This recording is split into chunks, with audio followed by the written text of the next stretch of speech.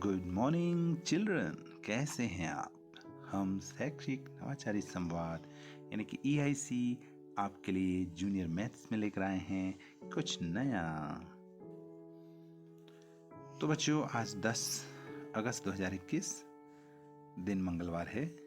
गणित विषय कक्षा 6 में हम आपके लेकर आए हैं त्रिभुज। आइए जानते हैं त्रिभुज के बारे में। 3 भुजाओं से घिरी बंद आकृति को त्रिभुज कहते हैं। जैसे आप ये देख रहे हैं, यह 3 भुजाओं से निर्मित एक बंद आकृति है, तो इसको त्रिभुज कहेंगे। अभी देखो त्रिभुज के बारे में थोड़ी जानकारी और कि यह त्रिभुज है, ये जो A, B और C है इनको कहेंगे शीर्ष, और A से B तक जो होगी वो भुजा कहलाएगी, B से C तक वाली भी भुजा कहलाएगी, और A से C तक भी जो लंबाई है वो भुजा कहलाएगी। ठीक है। अब देखिए त्रिभुजों का वर्गीकरण। त्रिभुजों को कैसे हम वर्गीकृत करते हैं? भुजाओं के आधार पर त्रिभुजों का वर्गीकरण। अब उनको भुजाओं के आधार पर, नंबर 1 विषम बाहु त्रिभुज। और विषम बाहु त्रिभुज किसको कहेंगे? नाम से ही है विषम बाहु, एक त्रिभुज जिसकी तीनों भुजाएं बराबर नहीं होती हैं, विषम बाहु त्रिभुज कहलाता है। दूसरा है समद्विबाहु त्रिभुज।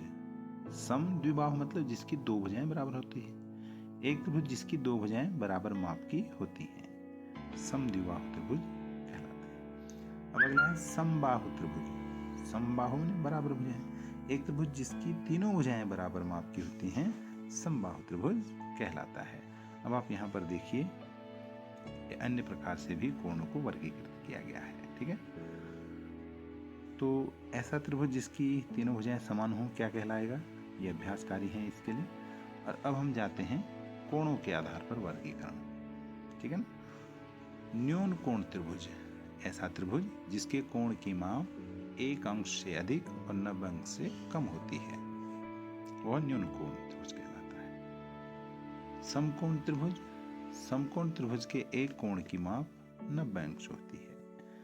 अधिक कोण त्रिभुज, अधिक कोण त्रिभुज में एक कोण की माप 90 अंश से अधिक और 180 अंश से कम होती है। तो ठीक है, ये आपको दिखाए गए हैं। देखो यहाँ पर कि कौन से त्रिभुज हमारे ये न्यून कोण त्रिभुज है सभी। ये देखो, इसमें एक कोण समकोण है और इसमें ये वाला कोण अधिक कोण है, तो इसको अधिक कोण कहेंगे।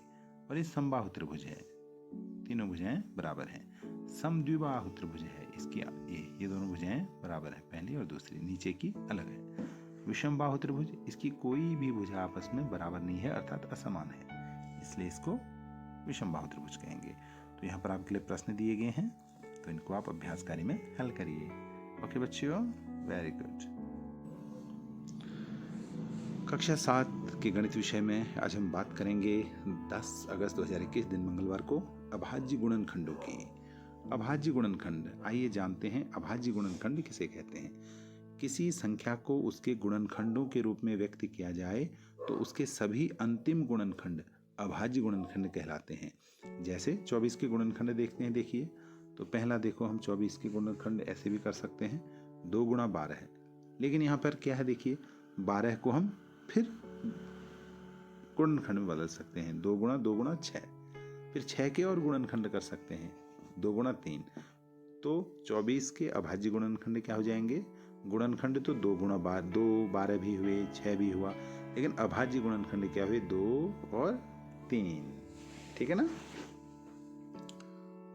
अब 24 के अभाज्य गुणनखंड, जैसे आपने देखा 24 के अभाज्य गुणनखंड 2, 2, 2 और 3 है ना।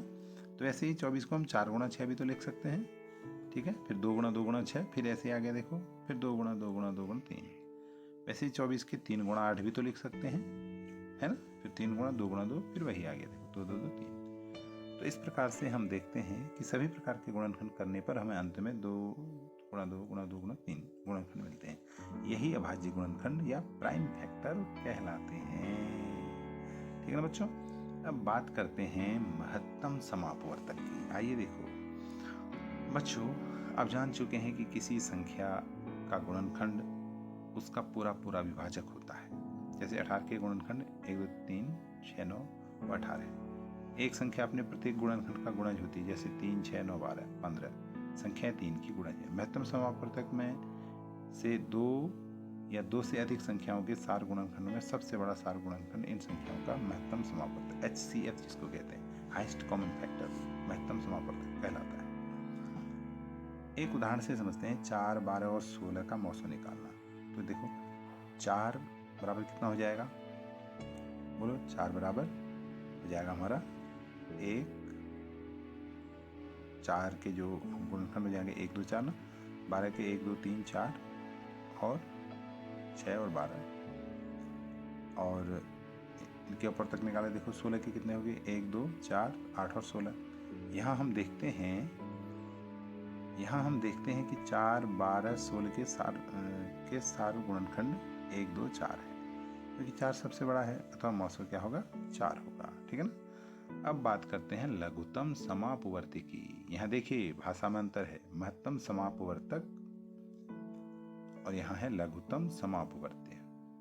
लघुत्तम समापवर्त्य, लघुत्तम समापवर्ती किसे कहेंगे, लॉसव जिसको कहते हैं, या एलसीएम जिसको कहते हैं। 2 या 2 से अधिक संख्याओं का लॉसव इन संख्याओं के सार गुणजों में से सबसे छोटा होता है। जैसे 4 और 6 का एलसीएम निकालना है तो 4 के गुणज क्या हो जाएंगे, 4, 8, 12, 16, 20, 24, 28, 32, 36, 40 ना। तो और 6 के कितने होंगे, 6, 12, 18, 24, 30, 36, 42, 48, 54, 60। अब यहाँ देखेंगे 4 और 6 के सार गुणनखंड 12, 24, 36 हैं। इनमें सबसे छोटा कौन है, 12। तो 4 और 6 का लॉसा कितना हो जाएगा, 12 हो जाएगा। ठीक है ना। तो इसी प्रकार आप भी निम्न अभ्यास प्रश्नों में से सार गुणनखंड ज्ञात कीजिए। ठीक है ना बच्चों। तो ये कक्षा 7 का था। अब आइए चलते हैं कक्षा 8 की वर्कशीट में। ओके। तो बच्चों कक्षा 8 में आज देखिए गणित विषय में हम बात करेंगे एक चर वाले रैखिक समीकरण की। आज 10 अगस्त 2021 दिन मंगलवार है। तो आइए कक्षा 8 की गणित में हम बात करते हैं। एक चर वाले रैखिक समीकरण वे समीकरण जिनमें एक चर वाले व्यंजकों का प्रयोग होता है एक चर वाले रैखिक समीकरण कहलाते हैं। जैसे अब इनको हल कैसे करेंगे, देखो समीकरणों में सदैव समता बराबर का चिन्ह प्रयोग होता है। ठीक है ना, ये हमेशा याद रखना, समीकरण में समता का चिन्ह प्रयोग होता है। जैसे a-2 इक्वल्स 7, यहाँ इक्वल्स है, देखो a-2 की वैल्यू कितनी है, 7 है। एक चर वाले व्यंजक का आशय है कि व्यंजकों में प्रयोग होने वाले चर की अधिकतम घात 1 होगी। जैसे y+3 इक्वल्स 5, यहाँ y की घात 1 है। समता के बाईं ओर वाला व्यंजक बायां पक्ष और दाएं ओर वाला व्यंजक दाएं पक्ष कहलाता है। जैसे हम कहते हैं ना, left hand side, right hand side.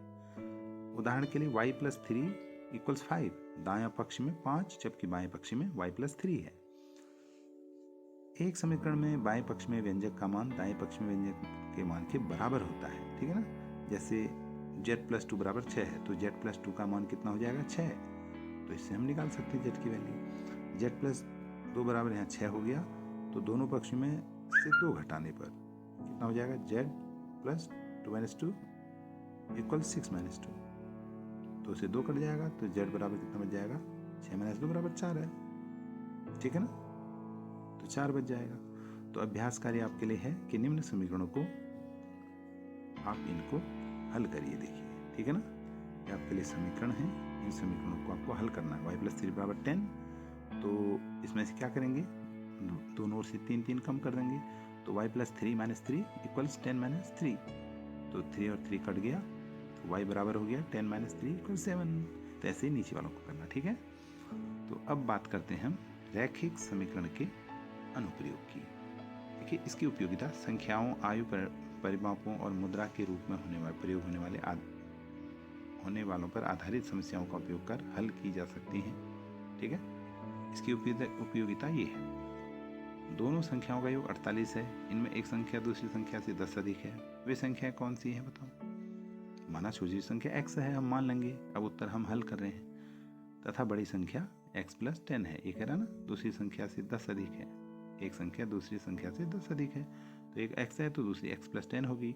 दोनों संख्याओं का योग कितना है, कह रहा 48 है, ये कह रहा ना, दोनों संख्याओं का योग 48 है। तो क्या कहेंगे, x+10 इक्वल्स 48।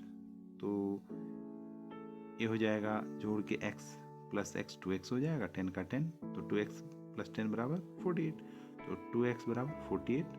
अब देखो यहाँ पर ये होता है बच्चों कि जैसे हम कोई राशि बराबर के लेफ्ट साइड में है और उसके पहले प्लस है, तो राइट साइड में जाके वो क्या हो जाएगी, माइनस हो जाएगी। यहाँ पर वो -10 हो गया, ठीक है ना। तो यहाँ पर आप देखिए 2x बराबर 48 -10 हो गया, और 2x बराबर इनको घटा के 38 आ गया, तो x बराबर 38/2 हो जाएगा, 2 से भाग दे देंगे, ठीक है ना। तो 2 से भाग दे देंगे तो कितना आ जाएगा, x बराबर 19।